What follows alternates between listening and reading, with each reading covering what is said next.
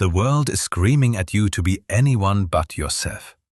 Every advertisement, every societal expectation, every cultural trend demands that you fit into a neat, predictable mold.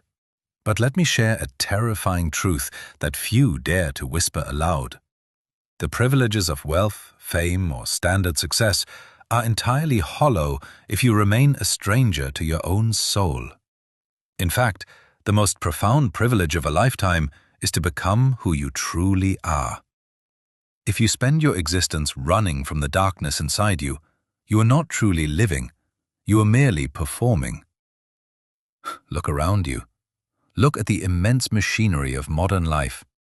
We build sky-high monuments, we construct complicated systems of commerce, and we seek endless external validation. We rush from one achievement to the next, convinced that the next milestone will finally make us whole. Yet a deep, gnawing emptiness persists. Why? Because you are looking outward for something that can only be found by turning your gaze inward. The modern man behaves like a traveler who wanders the earth looking for a treasure, unaware that he carries the map, the key, and the gold within his very own chest. To find your true self, you must first confront the great illusion of the persona. The persona is the mask you wear for the world. It is the polite smile you give your colleagues, the professional title on your stationery, the agreeable identity you adopt to be accepted by your family and peers. There is nothing inherently evil about the mask. It serves a practical purpose. It protects us, helps us navigate society, and keeps our interactions orderly. The danger begins when you mistake the mask for the face beneath it. When you believe that you are your profession, your social status, or your reputation, you have committed a tragic error. You have traded your boundless, living reality for a static cardboard cutout. How do we strip away this mask without shattering completely? The answer lies in entering the shadow. The shadow is that hidden reservoir within your unconscious mind where you have buried everything you deem unacceptable about yourself. It contains your secret envies, your untamed rages, your primitive desires, and your perceived weaknesses.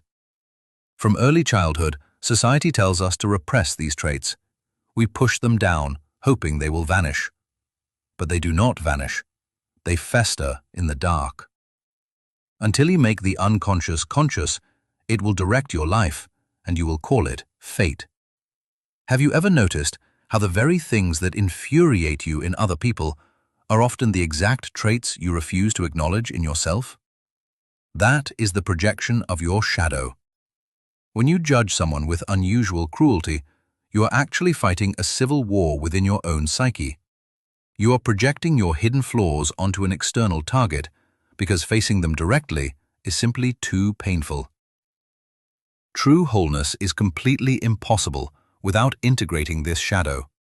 You do not become enlightened by imagining figures of light, but by making the darkness conscious. This is painful, demanding work.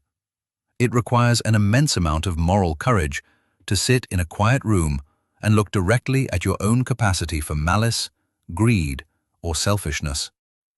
Yet, this confrontation is precisely where your hidden gold lies.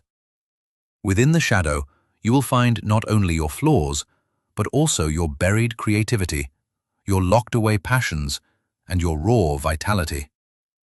A tree cannot grow its branches toward heaven unless its roots reach deep into the dark soil of hell. You must be willing to look at your worst aspects if you ever hope to discover your best. Once you begin to bridge the gap between the conscious mind and the unconscious, you enter the sacred process of individuation. Individuation is the journey toward becoming a singular, integrated psychological whole. It is the realization of your unique potential. This process is not a smooth, peaceful path. It is a psychological crucifixion and a subsequent resurrection.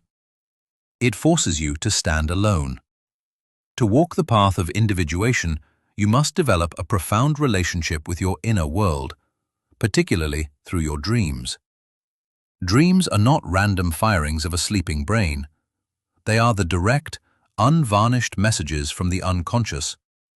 They speak in the ancient language of symbols and archetypes. While your waking mind lies to you to keep you comfortable, your dreams tell the brutal, beautiful truth. They show you exactly where your life is out of balance. They compensate for the arrogance of the ego, offering guidance, warnings, and visions of what you might become.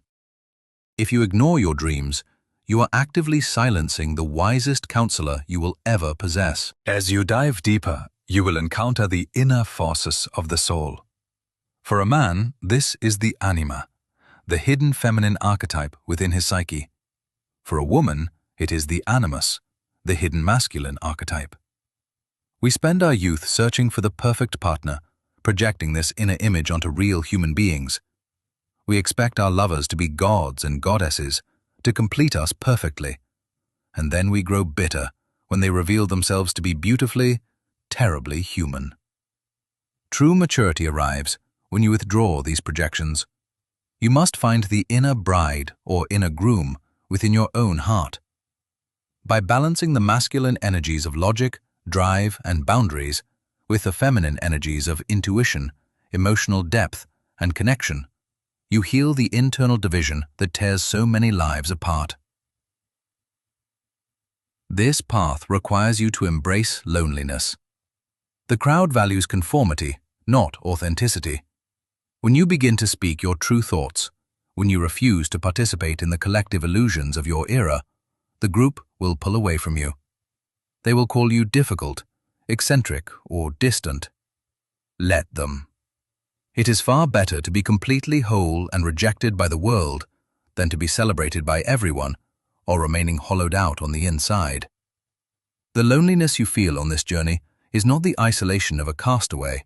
It is the solitude of a pioneer clearing a path through an untamed wilderness.